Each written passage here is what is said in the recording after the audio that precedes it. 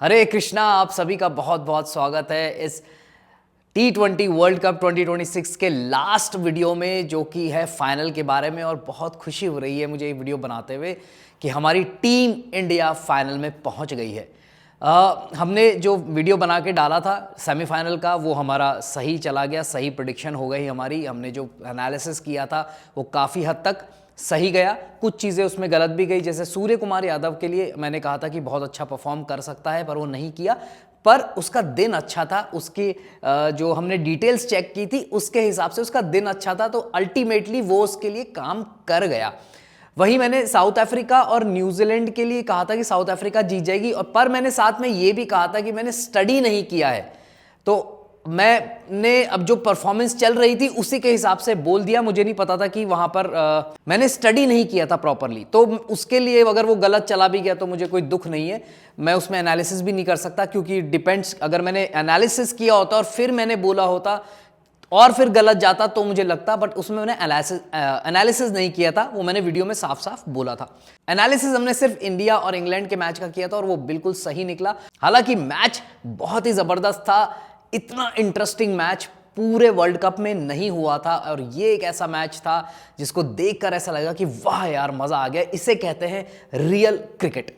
सो आज हम बात करने वाले इंडिया और न्यूजीलैंड का जो फाइनल मैच होने वाला है T20 वर्ल्ड कप के अंदर, उसके ऊपर चर्चा करेंगे। उसका एनालिसिस आपके सामने दिखाऊंगा, कुछ इंपॉर्टेंट पॉइंट्स बताऊंगा, अभिषेक शर्मा के बारे में कुछ बताऊंगा, वरुण चक्रवर्ती के बारे में कुछ बताऊंगा, क्योंकि यही वो दो प्लेयर्स हैं जिनको परफॉर्म करना चाहिए पर वो परफॉर्म नहीं कर पा रहे हैं। अभिषेक शर्मा तो बिल्कुल फेल रहे हैं, और वरुण चक्रवर्ती पिछले 2-3 मैचों से बुरी तरीके से फेल होते चले आ रहे हैं। तो उन दोनों की डेट ऑफ बर्थ के बारे में थोड़ा सा एनालिसिस करेंगे कि क्या हो सकता है, क्या चांसेस बन रहे हैं। थोड़ा सा हम पिच के ऊपर भी बात करेंगे कि क्योंकि नरेंद्र मोदी स्टेडियम में 2 अलग अलग पिचेस हैं, ब्लैक सॉइल भी है और रेड सॉइल भी है। कौन से पिच पे मैच होने जा रहा है अभी तक शायद रिवील नहीं हुआ है, पर मैं दोनों के बारे में आपको थोड़ा सा एनालिसिस करके बताऊंगा। और कौन सी पिच पे मैच हो तो हमें वरुण को लेना चाहिए और नहीं हो तो नहीं लेना चाहिए। हालांकि बहुत कम चांसेस हैं वरुण और अभिषेक के ड्रॉप होने के, क्योंकि दोनों ही बहुत जबरदस्त हैं। और न्यूजीलैंड के जो बैट्समैन है ना, वो फंसते हैं स्पिनर्स के सामने। हमने देखा था न्यूजीलैंड और श्रीलंका के मैच में, श्रीलंका के स्पिनर्स ने जबरदस्त हालत खराब कर दी थी। 80-85 के आसपास उनके 6-7 विकेट गिरा दिए थे। लास्ट में बस सैंटनर और एक जना बना गया, वो 165 या 70 तक खींच गया था। अदरवाइज ऑलमोस्ट खत्म हो गई थी न्यूजीलैंड, वो मैच शायद हार ही जाती। तो बेसिक फैक्ट ये है कि वरुण की इंपॉर्टेंस उतनी ही है जितनी कि बाकी स्पिनर्स, फास्ट बॉलर्स की भी है। लेट्स सी कि उस कौन से ग्राउंड पे वो मैच होता है। तो चलिए सबसे पहले स्टार्ट करते हैं हम आज का एनालिसिस। 8 मार्च 2026 मैंने एक वीडियो और बनाया हुआ है जिसमें मैंने एक जनरल चीज़ें बताई थी। उस दिन मैंने एक चीज़ कही थी कि जो 8 तारीख है वो थोड़ी सी प्रॉब्लमेटिक हो सकती है सूर्य कुमार यादव के लिए, पर उसमें बहुत ज़्यादा डिटेल में बात नहीं की थी। आज हम डिटेल में भी बात करेंगे, और T20 वर्ल्ड कप से पहले ही उस चीज़ को बना दिया था, और ये एक प्रिडिक्शन भी दी थी कि इंडिया फाइनल में पहुंचेगी, इसलिए हमने 8 तारीख की बात की थी। ठीक है, तो अच्छा लग रहा है, इंडिया पहुंच गई है। सो सबसे पहले डेट का मूलांक और भाग्यांक निकालेंगे। उस दिन का मूलांक 8 बनता है क्योंकि 8 तारीख को मैच है। भाग्यांक की बात करें तो इनको जब हम ऐड कर देंगे तो वो आ जाएगा 8 और 3 11, और इसका टोटल आता है 1। 11 और 1 12 होता है, 12 का आ जाता है 3, तो 1 और 2 का 3 बन जाता है। इस तरीके से हम भाग्यांक और मूलांक निकाल लेते हैं।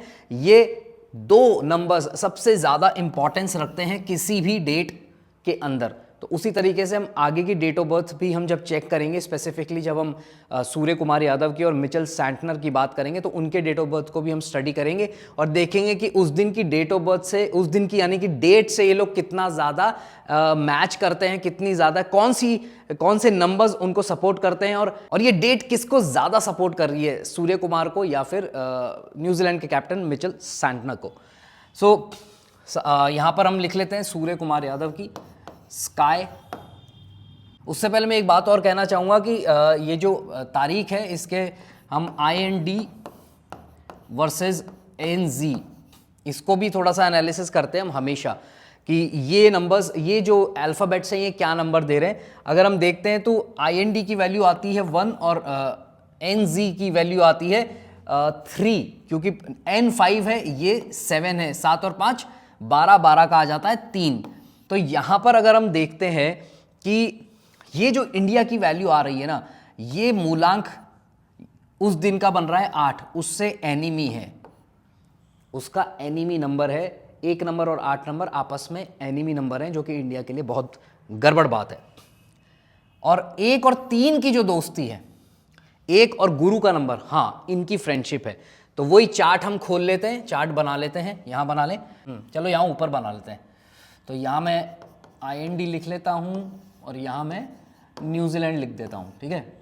सो सबसे पहले बात करें इंडिया के टोटल और उस दिन के भाग्यांक की, तो +1 मिलता है यहाँ पर, ठीक है।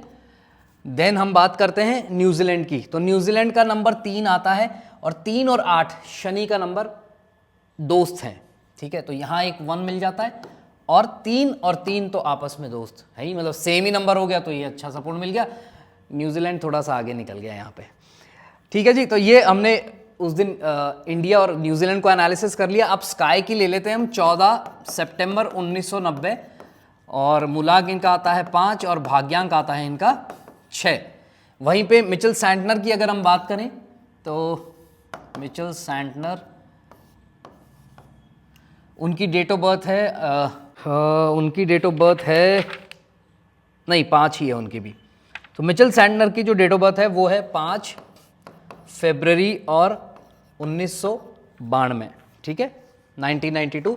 इनका मूलांक भी 5 बनता है, जो कि सूर्य कुमार का भी बन रहा है, और भाग्यांक इनका बनता है 5 और 2 7, 7 और 1 8, 8 और 2 10 1, ठीक है जी।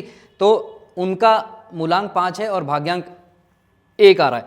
अब हम एनालिसिस करते हैं, तो पहले सैंटनर की एनालिसिस कर लेते हैं।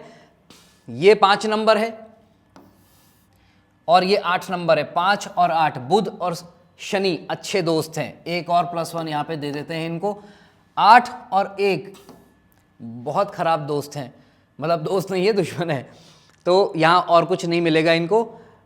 फिर 5 की देखें 3 के साथ, तो 5 और 3 का एक न्यूट्रल टाइप का है, बहुत स्ट्रॉन्ग सपोर्ट तो नहीं है पर एक न्यूट्रल टाइप का है, तो इसमें भी हम +1 नहीं दे रहे। 3 और 1 की अच्छी दोस्ती है, तो उसको एक और +1 यहाँ पर दिया जाता है। वहीं अगर हम बात करें सूर्य कुमार यादव की डेट ऑफ बर्थ की, तो सूर्य कुमार का भी ये 5 है, तो अच्छी दोस्ती है, तो यहाँ पर एक +1 इनको भी मिल जाता है। 5 और 3 न्यूट्रल, इनका भी न्यूट्रल आ गया।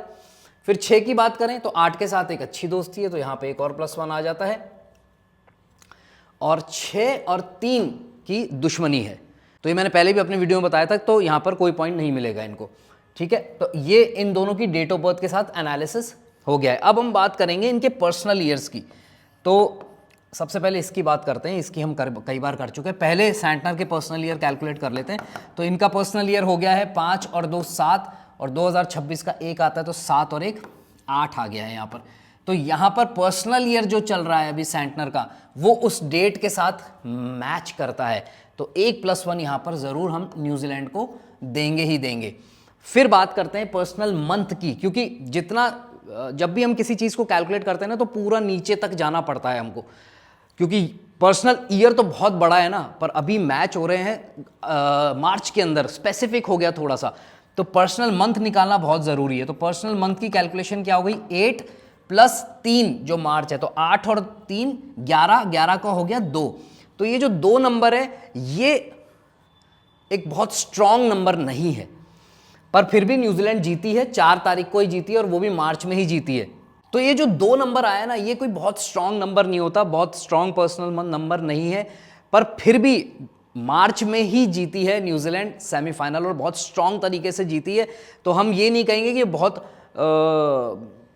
नेगेटिव है या एनिमी नंबर है, पर इसके हम +1 नहीं कर सकते, क्योंकि 2 नंबर उतना स्ट्रॉन्ग सजेस्ट नहीं करता। उस दिन भी परफॉर्मेंस फिन एलन की बहुत अच्छी रही थी, उसके बारे में भी हम थोड़ा सा बात करेंगे। मैं बता देता हूं कि फिन एलन जो है ना, उसका पर्सनल मंथ जो है वो 3 नंबर चल रहा है, और 3 ही मार्च का नंबर भी होता है, इसलिए मार्च आते ही, हालांकि उसने जनवरी में भी बहुत अच्छी परफॉर्मेंस दी थी, उस समय उनका पर्सनल मंथ 1 चल रहा था, वो भी उनको अच्छा सपोर्ट कर रहा था, क्योंकि उनका मूलांक जो है वो 4 है। तो उनके साथ बहुत अच्छी परफॉर्मेंस, अब मार्च में भी उनसे परफॉर्मेंस अच्छी एक्सपेक्टेशन है, तो वो सेमीफाइनल में कर चुके हैं। फाइनल में क्या करेंगे उसकी थोड़ी सी हम बात करेंगे, पर पहले यहां पर कर लेते हैं। तो पर्सनल मंथ 2 आ गया। अब पर्सनल डे की अगर हम बात करें तो वो 2 + 8 हो जाता है 10 और 1 आ जाता है। अब ये जो 1 आ रहा है ना, इसमें प्लस भी है और माइनस भी है। कैसे? क्योंकि ये जो पर्सनल डे आ रहा है ये इनके भाग्यांक के साथ मैच कर रहा है, ठीक है। परंतु ये जो डेट है इसके साथ ये बिल्कुल भी मैच नहीं कर रहा, बिल्कुल ऑपोजिट है। तो यहां पर प्लस और एक माइनस आके वो नलीफाई हो गया, तो इसको हम कोई पॉइंट अभी नहीं देने वाले, ठीक है। यहां पर कोई पॉइंट नहीं मिलेगा इनको। वहीं अब बात करते हैं सूर्य कुमार यादव की डेट की बात कर लेते हैं, ठीक है जी। सूर्य कुमार यादव का जो पर्सनल ईयर है मैं पहले भी बता चुका हूं। अच्छा, एक चीज और मैं यहां पे बताना चाहूंगा, इनका पर्सनल ईयर 8 चल रहा है अभी, और इनका भाग्यांक 1 है, विच इज अगेन थोड़ा सा दुश्मन है, थोड़ा सा दुश्मन वाला पॉइंट चल रहा है, मामला चल रहा है। इसलिए परफॉर्मेंस तो फिर भी अच्छी चल रही है, पर रिजल्ट कितना प्लस मिलेगा इसकी कोई गारंटी नहीं है। और यहीं पे मैं बताया था कि इसका जो पर्सनल ईयर है और भाग्यांक का है जो नंबर सेम है, इसको हम बोनस ईयर भी कहते हैं। जब आपका भाग्यांक और पर्सनल ईयर सेम हो जाता है तो वो बोनस ईयर कहलाता है। और फिन एलन का भी बोनस ईयर चल रहा है, ये 2026 स्टार्ट हो गया है और उनका भी ये बोनस ईयर चल रहा है। इसलिए उनकी जनवरी में भी बहुत जबरदस्त परफॉर्मेंस आई थी। 5 जो T20 खेले थे ना इंडिया और न्यूजीलैंड ने, उसमें 4 वो नहीं खेला था, आखिरी में वो आया था और उसने आई थिंक 85 या कुछ रन बनाए थे 30-35 बॉलों के ऊपर। तो उनका स्ट्रॉन्ग टाइम चल रहा है। फिन एलन को अगर हम निकाल लेते हैं ना जल्दी से, बुमराह मिलकर कुछ कर लेता है, जो कि कर सकता है वो, तो फिर तो इंडिया को बहुत पॉजिटिव हो जाएगा।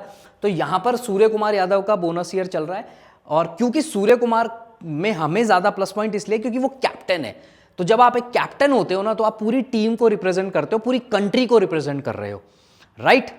तो यहां पर इनका पर्सनल ईयर चल रहा है। पर्सनल मंथ की अगर हम बात करें तो 6 + 3 9 आ जाता है।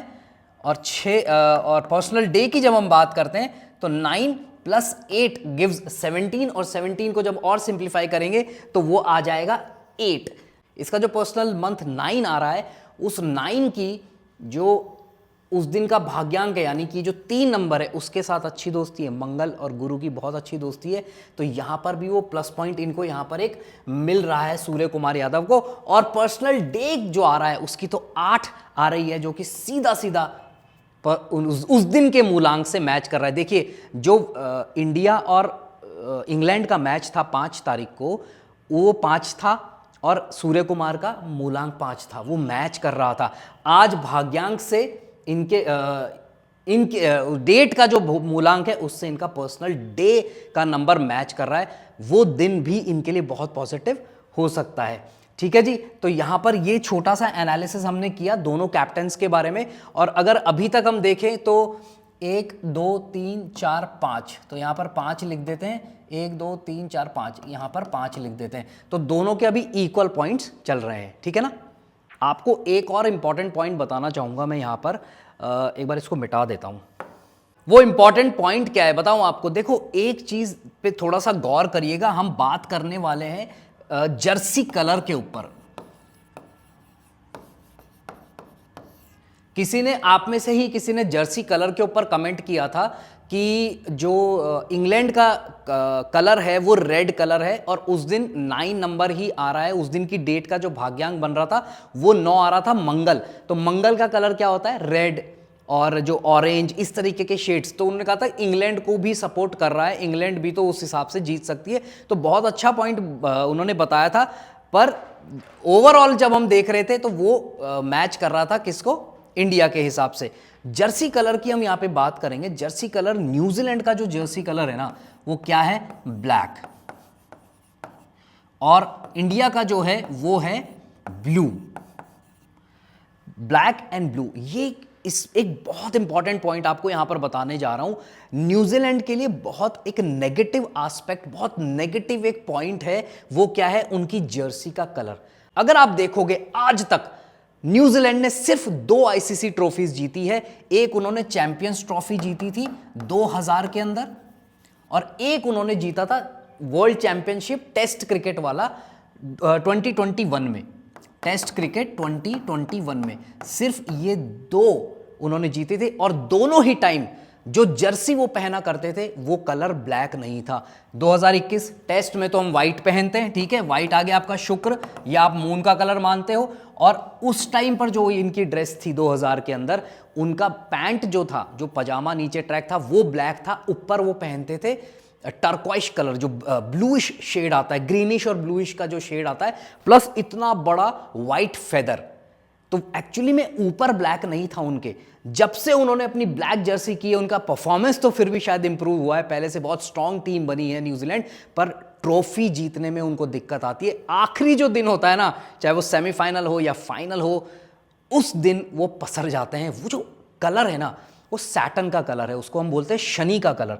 ये शनि का कलर है, और ये जो ब्लू कलर है ये शनि की रेमेडी का कलर है, शनि रेमेडी। अब जब भी आप शनि बनने की कोशिश करोगे, और उस दिन का सबसे इंपॉर्टेंट पॉइंट बता देता हूं, 8 नंबर जो है वो शनि का नंबर होता है। शनि के नंबर के दिन अगर आप शनि की पोजीशन को हथियाने की कोशिश करोगे ना, तो वो आपको स्ट्रांगली अपोज भी कर सकते हैं। ये ध्यान रखिएगा। देखिए ये एक एनालिसिस है, ये एक प्रिडिक्शन है, पर मेरे को पता नहीं ऐसी क्यों फीलिंग आ रही है कि जिस तरीके से न्यूजीलैंड ने साउथ अफ्रीका को बहुत बुरी तरह से हराया सेमीफाइनल में, मुझे ऐसी फीलिंग आ रही है कि शायद इंडिया न्यूजीलैंड को बहुत बुरी तरह से हरा सकती है। जितना शानदार, जितना एक्साइटिंग मैच सेमीफाइनल हुआ इंडिया और इंग्लैंड का, वैसा बिल्कुल भी नहीं होगा। जो उनका सेमीफाइनल था न्यूजीलैंड और साउथ अफ्रीका का, वैसा फाइनल निकलेगा। इंडिया बहुत बुरी तरीके से उनको वॉश आउट कर सकती है। ये जो कलर है इनकी ड्रेस का, ये उनको सूट नहीं करता। हालांकि मैं ये नहीं कहूँगा कि ये कलर पहन लिया तो वो कभी ट्रॉफी जीत ही नहीं सकते, बिल्कुल जीत सकते हैं, पर आप खुद देख रहे हैं इतने सालों से क्या हो रहा है, एंड पॉइंट पे जाकर फेल हो जाते हैं। तो हम यहाँ पर आगे चलते हैं, थोड़ा सा अभिषेक शर्मा और वरुण के बारे में बात कर लेते हैं कि भैया तुम क्या कर रहे हो यार, क्या हो रहा है क्या नहीं हो रहा। तो अगर हम अभिषेक शर्मा की बात करें तो अभिषेक शर्मा का जो मूलांक है वो मूलांक उनका 4 है। उनकी डेट ऑफ बर्थ लिख लेते हैं हम यहाँ पे, अभिषेक 4 आई थिंक सितंबर, क्या है उसकी डेट ऑफ बर्थ। सो अभिषेक की जो है, हाँ 4 सितंबर 2000 उनकी डेट ऑफ बर्थ है। और वरुण की भी यहाँ पे हम लिख लेते हैं, यहाँ लिख लेता हूँ वरुण की, उनकी 29/8/1991, ठीक है। तो ये इसको अब थोड़ा सा एनालिसिस कर लेते हैं। मूलांक इनका आता है 4, तो 4 नंबर वो अपनी जर्सी पे भी लिखते हैं। एक चीज़ और बता देता हूँ, 4 नंबर जो है राहु का नंबर होता है। बहुत लंबी रेस का घोड़ा नहीं बनाते, ऊपर नीचे हिचकोले ज़्यादा खाता है 4 नंबर वाला। तो हालांकि राहु जो है वो स्पोर्ट्स, गेम्स, इन सब को भी रिप्रेजेंट करता है, पर मेरा ये मानना है कि अपनी जर्सी से 4 नंबर उनको हटा देना चाहिए। भाग्यांक की बात करें तो 4 और 2 6, उनका भाग्यांक 6 आता है। तो 4 और 6 का वैसे अच्छा कॉम्बिनेशन है, ठीक है ना। उनका पर्सनल ईयर अगर हम कैलकुलेट करते हैं तो उनका पर्सनल ईयर आता है 4 और 1 5, तो 5 नंबर उनका पर्सनल ईयर आ रहा है। पर्सनल मंथ की अगर हम बात करें तो 5 + 3 8, ये पर्सनल मंथ ये उस दिन की डेट को मैच कर रहा है। तो इंडिया के लिए बहुत अच्छी बात है कि उस दिन का जो डेट है और इनका जो पर्सनल मंथ का नंबर है ये आपस में क्या कर रहा है, मैच कर रहा है। पर्सनल डे की अगर हम बात करें तो क्या हो गया, 8 + 8 16 का हो गया 7 1 पर। अब ये जो 7 नंबर है ना, ये केतु का नंबर है। देखो केतु जो है ना वो क्या है, वो शरीर का नीचे का हिस्सा है, राहु ऊपर का हिस्सा है। जब भी ये दोनों मिलते हैं तो एक जबरदस्त मॉन्स्टर खड़ा होता है। तो इनका 4 नंबर मूलांक है और उस दिन का डे क्या है, 7 को डिनोट कर रहा है। बहुत स्ट्रॉन्ग चांसेस है कि अभिषेक शर्मा अगर खेलता है तो, वैसे वो खेलेगा 99.99% तो उसको नहीं हटाएंगे। अगर वो खेल गया तो मैं आपको लिख के दे रहा हूं, न्यूजीलैंड के अगेंस्ट उस दिन अभिषेक शर्मा बहुत अच्छा परफॉर्म कर सकता है। मैं आपको एक चीज और बता देता हूं, जो सेमीफाइनल हुआ था फिन एलन का, उस दिन फिन एलन का पर्सनल डे भी जो था वो नंबर 7 था और उनका मूलांक भी जो है वो 4 आता है। ये चीज याद रखिएगा। अब बात करें वरुण की, तो वरुण का मूलांक जो है वो 2 है और भाग्यांक जो आ रहा है वो उनका आ रहा है 10 11 12 3, तो उनका 3, 2 और 3 का कॉम्बिनेशन है। अब आप देखो ये जो 3 आ रहा है भाग्यांक वरुण का, वो क्या कह रहा है, वो किससे मेल खा रहा है, उस दिन की डेट के भाग्यांक से। तो ये 3 और 3 का कॉम्बिनेशन अच्छा है। देखिए मैं अभिषेक और वरुण का ही क्यों कर रहा हूँ, क्योंकि ये दोनों वर्ल्ड के नंबर 1 T20 बैट्समैन और बॉलर हैं और ये दोनों ही नहीं चल पा रहे, इसलिए इनकी बात कर रहा हूं। ऐसे तो न्यूजीलैंड में भी बहुत अच्छे अच्छे प्लेयर्स हैं, पर जब ये दोनों चलते हैं ना तो फिर इनके सामने कोई भी आ जाए, इसलिए नंबर 1 है। तो हम नंबर 1 को ही एनालिसिस करेंगे। न्यूजीलैंड में अगर कोई नंबर 1 प्लेयर होता तो हम उसको भी एनालिसिस कर लेते अगर वो चल नहीं रहा होता तो। पर आज मैं सिर्फ वरुण और अभिषेक की बात करूंगा। तो इन दोनों के साथ बहुत प्लस पॉइंट दिख रहा है मुझे अगर वरुण खेलता है, क्योंकि अगर ब्लैक सॉइल पे मैच होता है तो वहां पे बॉल फंस के आती है, स्पिनर्स को बहुत अच्छी वो मिलती है सपोर्ट, तो वहां वरुण तगड़ा काम कर सकते हैं भाई, बहुत तगड़ा काम कर सकते हैं। न्यूजीलैंड के बैटर तो वैसे भी नहीं कर पाते स्पिनर्स के सामने, तो वरुण को तो वो बिल्कुल नहीं खेल पाएंगे। और आपको याद होगा जब इंडिया और न्यूजीलैंड का सीरीज हुई थी, वहां पर न्यूजीलैंड वाले बहुत बुरी तरीके से फंसे थे वरुण चक्रवर्ती के अगेंस्ट। तो मुझे बिल्कुल भी इस बात पर शक नहीं है कि वरुण चक्रवर्ती फाइनल खेलेगा कि नहीं खेलेगा, वो 100% खेलेगा। न्यूजीलैंड को अभी वो पीट के आया है, तो उस दिन मुझे लगता है कि वरुण चक्रवर्ती और अभिषेक शर्मा दोनों ही बहुत तगड़ा परफॉर्म करेंगे और दोनों के चांसेस हैं कि वो इंडिया को लेके जाएं। और अब आती है बात प्रिडिक्शन की कि कौन जीतेगा फाइनल। तो देखिए फाइनल तो इंडिया ही जीतेगी, ये मेरा दिल कह रहा है, कैलकुलेशंस कह रही है, मेरा जो फीलिंग है वो भी कह रही है, मेरी स्टडी जो मैंने एनालिसिस किया है वो भी यही कह रही है, एस्ट्रोलॉजिकल भी जो मैंने एनालिसिस किया है ना उसमें भी यही निकल के आ रहा है कि इंडिया के ही ज़्यादा स्ट्रॉन्ग चांसेस हैं जीतने के। जी हाँ, एस्ट्रोलॉजिकली उस दिन न्यूजीलैंड का पलड़ा जो है वो काफ़ी हल्का है इंडिया से। यहाँ तो हम फिर भी कह दें कि चलो 5-5 पॉइंट है, ठीक है। वरुण और अभिषेक का अच्छा निकल रहा है, हो सकता है उनके भी कुछ प्लेयर्स का अच्छा रिपोर्ट आ रही हो, वो मैंने बहुत ज़्यादा डिटेल में स्टडी नहीं किया है। पर मैं ऑन अ होल अगर न्यूजीलैंड की बात करूँ तो उस दिन यानी कि 8 मार्च के दिन रात के टाइम अगर 9 से 10 साढ़े 10 के आसपास जब तक सब पता लग जाता है, उस टाइम पे न्यूजीलैंड का जो पलड़ा है वो बहुत हल्का है, क्योंकि जो ग्रहों की स्थिति बन रही है वो ऐसी बन रही है कि वो उनको शायद जीतने ना दे, और इंडिया की ऐसी बन रही है कि वो उसको जीत सकती है स्ट्रॉन्ग तरीके से। बस मुझे चिंता है तो एक ही बात की कि ये जो स्टेडियम है ना, नरेंद्र मोदी स्टेडियम, यार ये एकदम ही इंडिया के ना बिल्कुल ही मतलब अशुभ है एक तरीके से। 2023 का फाइनल हम यहाँ हारे थे, साउथ अफ्रीका से हम यहाँ हार गए और अब फिर एक और फाइनल यहाँ पर आए हैं। अगर सिर्फ और सिर्फ मैं बात करूँ ना तो नरेंद्र मोदी जो स्टेडियम है वो कहीं ना कहीं न्यूजीलैंड को सूट कर रहा है, क्योंकि वो भी न से शुरू होता है और न्यूजीलैंड की स्पेलिंग भी न से ही आती है। तो न और न दोनों ही आपस में सूट करते हैं, एक दूसरे को सपोर्ट कर रहे हैं। वृश्चिक राशि है, एक दूसरे को बहुत अच्छा सपोर्ट मिल रहा है। इंडिया के लिए मुझे यहीं पे यही लग रहा है कि कहीं ये स्टेडियम अपनी मनहूसियत ना दिखा दे, अदरवाइज तो इंडिया बहुत स्ट्रांग तरीके से इस वर्ल्ड कप को जीतने के लिए तैयार है।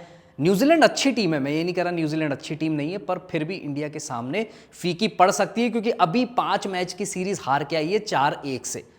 तो यहाँ पर मुझे पता नहीं क्यों फीलिंग आ रही है कि इंडिया बिल्कुल आराम से जीत जाएगी। तो न्यूमरोलॉजिकली तो ऑलमोस्ट बराबर है, हालांकि यहाँ पर भी अगर आप देखोगे तो सूर्य कुमार का पलड़ा भारी है, वरुण चक्रवर्ती, अभिषेक शर्मा जो मेन प्लेयर्स हैं वो अच्छा उनकी डिटेल्स दिख रही हैं, और एस्ट्रोलॉजिकली तो बिल्कुल चांस नहीं दिख रहा न्यूजीलैंड का। So let's see, let's hope कि क्या होता है, और भगवान की कृपा रही तो हम बहुत आराम से जीत जाएंगे। सो आई होप आपको ये वीडियो अच्छा लगा, इन्फॉर्मेटिव लगा है तो लाइक कर दो, शेयर कर दो सभी के साथ और सब्सक्राइब कर दो बेल आइकन के साथ। Thank you so much. Hare Krishna.